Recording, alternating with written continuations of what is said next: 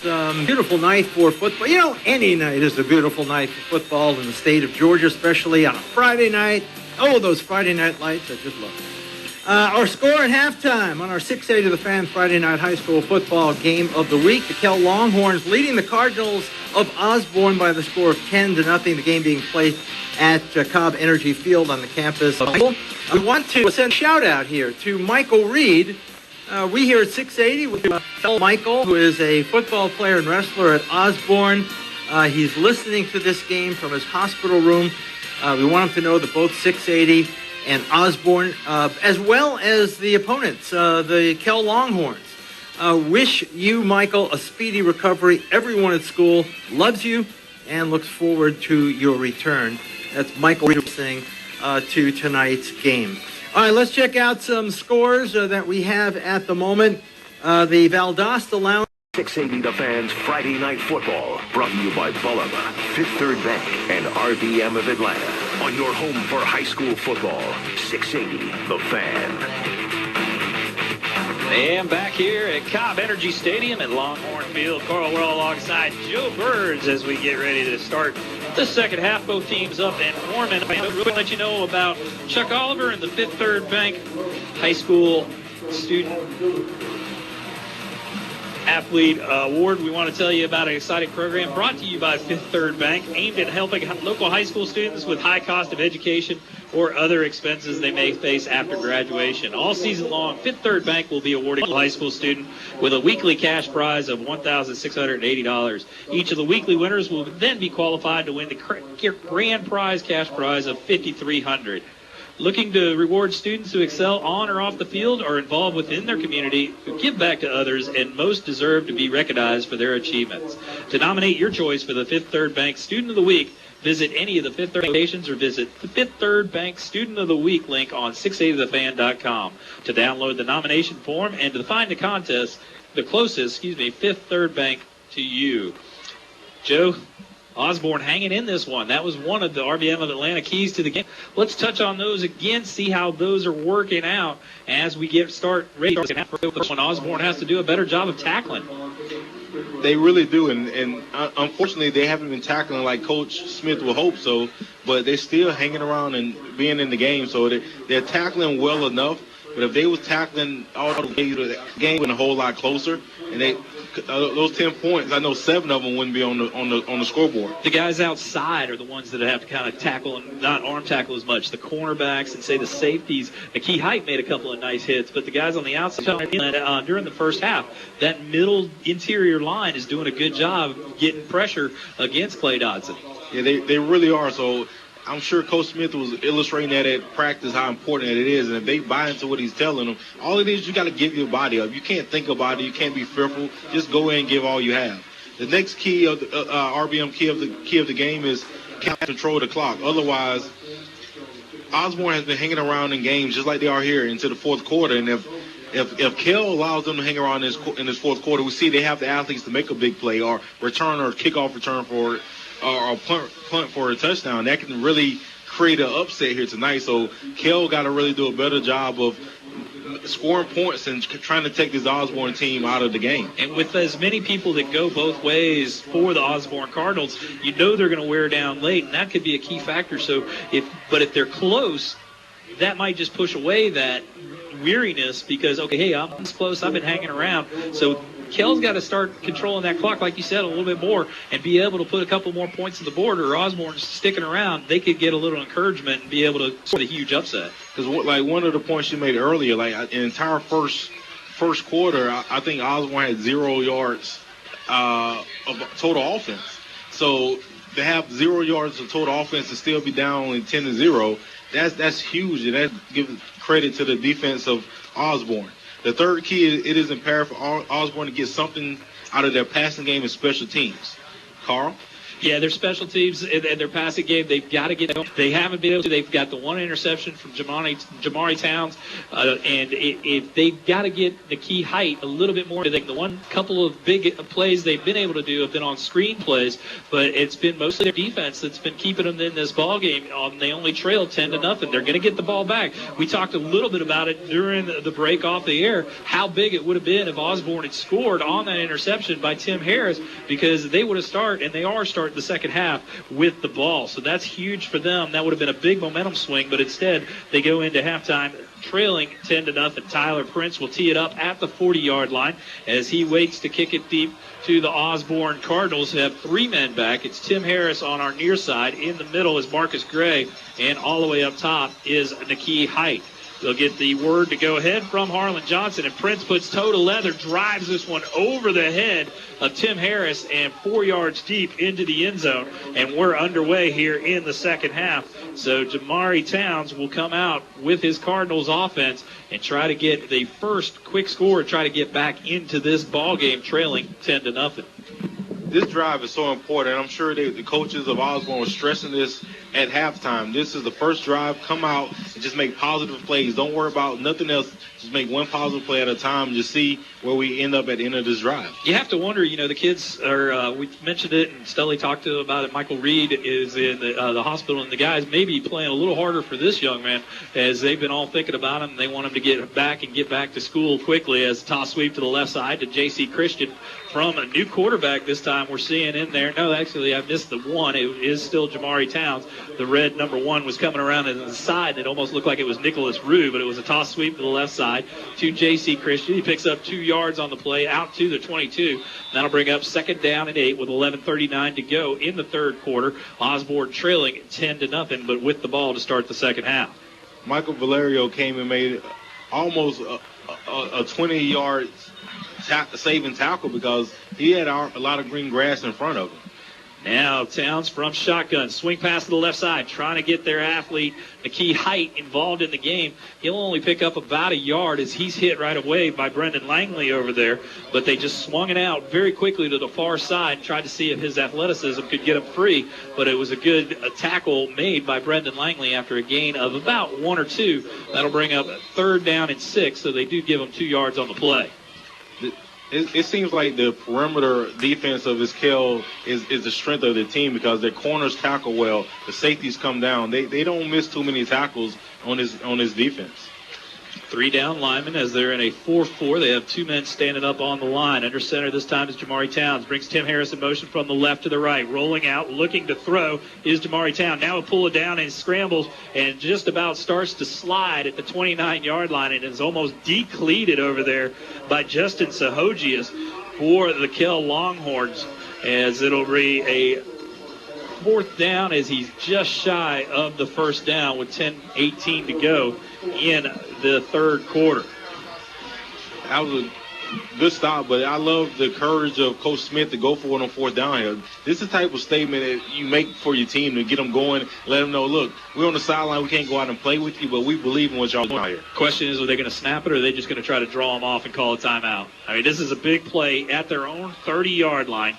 In just starting, 9:53 to go in the third quarter. Under center goes Jamari Towns. Long cadence. He does snap it, and they'll pick up the 1st down. Huge play as he moves ahead right behind his big right guard, Wayne Aljo, if that's the one that's back in there. He went out earlier. It actually is Alex, also by big old number 75, as they followed right behind Quentin Villafane and picked up the 1st down on a huge call there to start the third quarter. Just picking it up by about a half a yard, Joe, but you're exactly right. That's showing his team, I've got confidence in you guys. I know you can get in this one. Just imagine how hard the offensive line has been playing tonight. Supposed to put us in that situation to get a 1st down and put it on our backs. 1st down and 10. Tim Harris lined up at the left half. Right half is a King Ishmael. The fullback is J.C. Christian. There goes Jamari Towns. He'll hand off to Christian, bowling ahead over the left side, pulling it up to about the 35-yard line.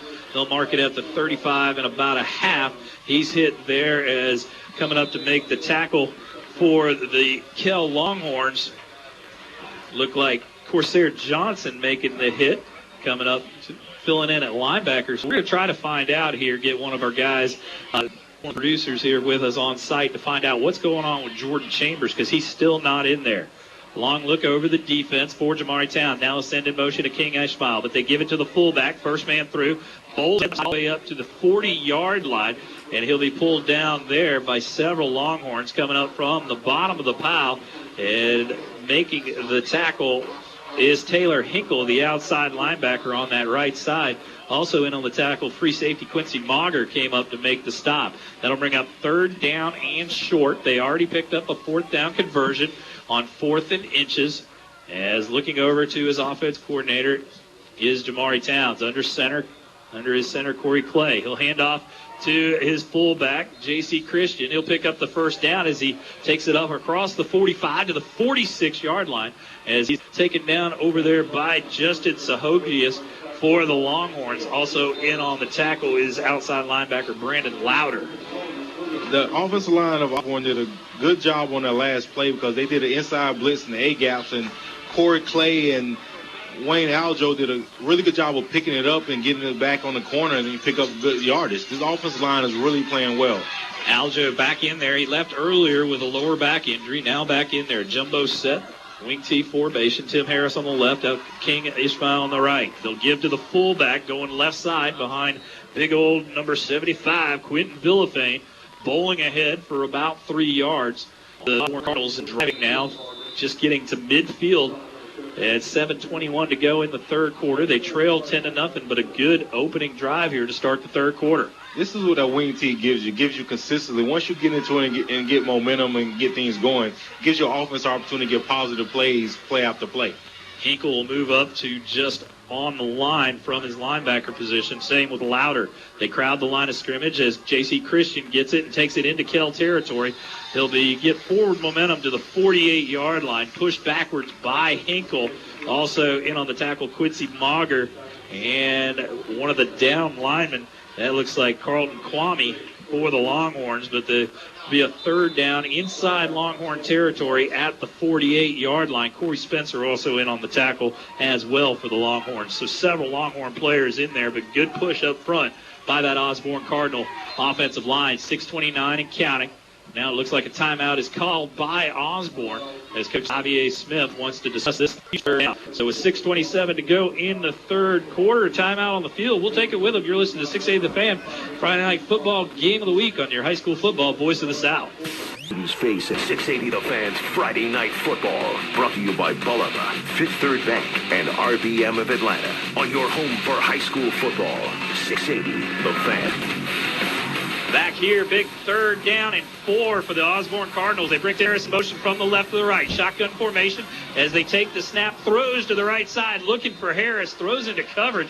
Lucky that wasn't going for a pick 6 from Julian Burris, but it falls harmlessly to the ground, and that'll bring up 4th down. Ill-advised throw by Jamari Towns as he had pressure coming up from the middle. Just wanted to get rid of it too quickly and threw into coverage. Looked like nobody knew that ball was coming as that ball came so fast out of there.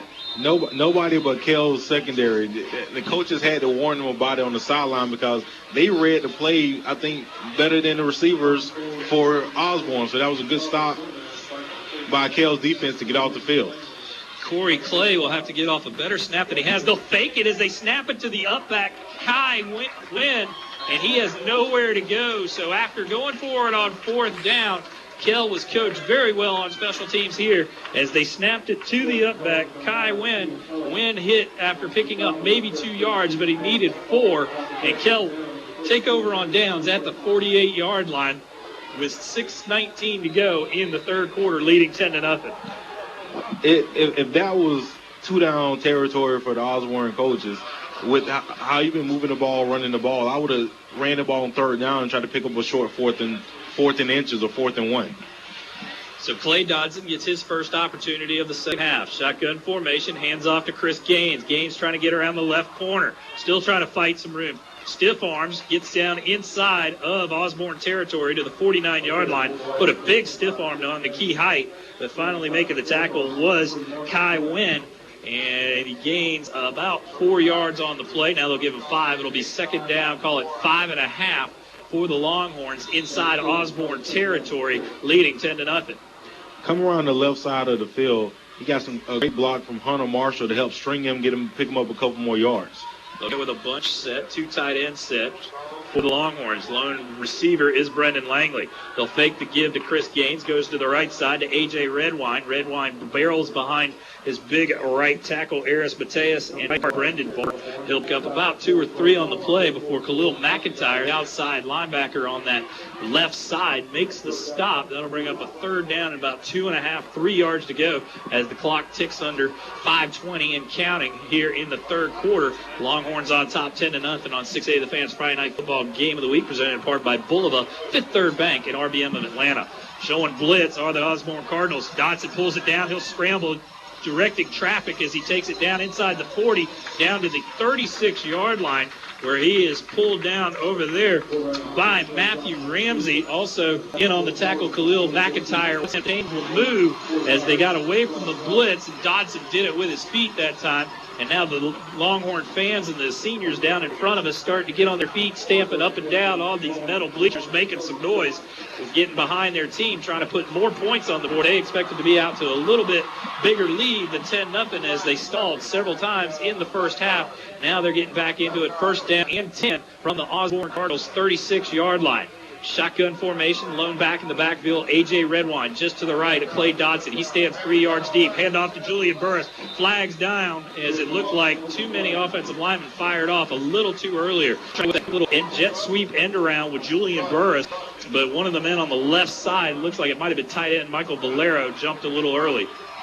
He really did, and that's really good to see. I think the coaches of Kell is respecting the interior line of this Osborne defense also, because they're running the ball more on the edges, running sweeps, or trying to get to the edge of this Osborne defense. I think they realize that that's the weakness. Inside, they're really playing tough. Ball pushed back to the 41-yard line of Osborne. 1st down and 15, 4:24 to go in the 3rd quarter. 10-0 scored. Longhorns on top. The give goes to the right side of A.J. Redwine. Breaks away from the tackle, Moscato Hihe. And he still holds on to him, and another man comes up. Nikki Height looks like to help him out, but not before he takes it down to the 30-yard of the Osborne Cardinals as he gains all the penalty back and a whole bunch more. Picking up about 13 on the play. It'll bring up 2nd down, and they'll call it 4 yards to go with 3:57 to go. It's hard to see how they picked up 13 yards on that play, because they ran a sweep play right into a blitz, and Ohie just couldn't make the tackle. Chris Gaines comes onto the field just a little bit late. Couldn't make the tackle, but he did a good job of holding on. Now Gaines gets in and lines up as an H-back just to the left of Dodson under center. Toss sweep to the left side to A.J. Redwine. Flag on the play as Redwine dives ahead inside the 25 to the 24-yard line. Nikki Height adds to his team-leading tackles and pulls them down. Not before he'll pick up the 1st down pending the penalty. It's in the vicinity of a holding call. Kai Wen is saying that it's going to go against the Longhorns. We'll wait to see and get confirmation from referee Harlan Johnson, as his crew has done a very good job all night. We'll go ahead and recognize them as soon as we get the official call. His umpire is Brian Bower. Wait to see what Harlan Johnson says. They are going to mark it off against the Longhorns. It's going to be a 10-yard holding call as the Longhorns pick up the 1st down, but now they don't, as there'll be a 2nd down and 12 after the holding call. Lineman is Sean Purdy. Line judge is Justin Rail. Side judge Tom Long. Field judge Julius Pugh. And up here to our left, the electric clock operator tonight is Stan Reed. Shotgun formation, spread formation. Lone back in the backfield, A.J. Redwine. He moved, but they didn't call a flag. Now rolling to his left is Clay Dodson. Dodson throws and leveled by Kai Wen. Wen, along with J.C. Christian, meet on top of Clay Dodson. Dodson was looking for a flag there, Joe, but I don't know why, because that was just a good defensive play. That'll bring up 3rd down and 12. That defense had a blitz call on the play, and Clay Dobson was holding the ball a little too long, and that pressure got to him and caused a bad pass on his behalf. But this defense is really playing. They playing with a bend but don't break mentality here tonight. Dodson doing a good job and took a big hit there. See how that'll affect him as A.J. Redwine just to his left. 4 yards deep in the shotgun, waiting from the snap from his center, Nathan Waller. They'll bring in motion Brendan Langley, fake the give to Langley. Pressure coming right up the middle and taken down. They're going to get a penalty and a personal foul. It looks like on a face mask, as grabbing the face mask there was Dijon Talley. Talley pulling him down, left him up in the pocket, and Talley pulls him down, but grabbing a little bit of the face mask there. That's going to pick up 15 and give him automatic first down.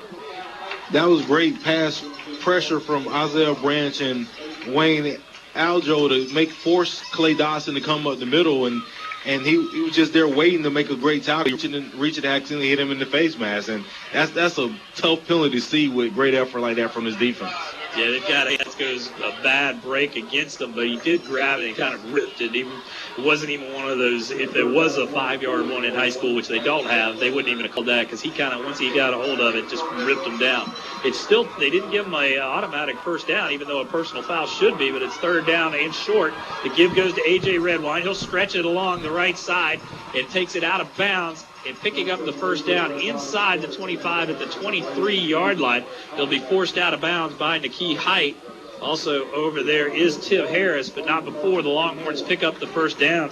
And Redwine getting more and more involved in this offense. Came in with 43 carries, and he's been the primary back tonight rather than Chris Gaines and Jordan Chambers. Chambers, who we have yet to see. And Hunter Marshall also down there not getting a lot of playing time tonight either. They may just be holding some of these guys back, non-injury-wise, but just due to the level of what the competition was going to be. But Osborne's playing them very, very well. It's first down and 10. Handoff goes to Chris Gaines. Off left tackle, takes it down inside the 20 to the 19-yard line. Upended there by Kai Wynn. Wynn picks up another tackle. He's flying all over the place. Outside linebacker Kai Wynn making the hit in this 3-5-3 defense. They call his position, actually, on this, they call it a ram position, and that's exactly what he's using. He's butting heads right and left with this Longhorn team. Kai Wynn is probably one of the smallest players on the field, but he's actually playing here tonight like he's the biggest. 2:31 to go in third quarter. 10-0 lead for the Kell Longhorns here at Cobb Energy Stadium at Longhorn Field on 6A The Fans Friday Night Football Game of the Week, presented in part by Bulova, Fifth Third Bank, and RBM of Atlanta. Carl Worrell alongside my broadcast partner Joe Burns as we bring you the action here, as it's a second down, 5 yards to go from the 19-yard.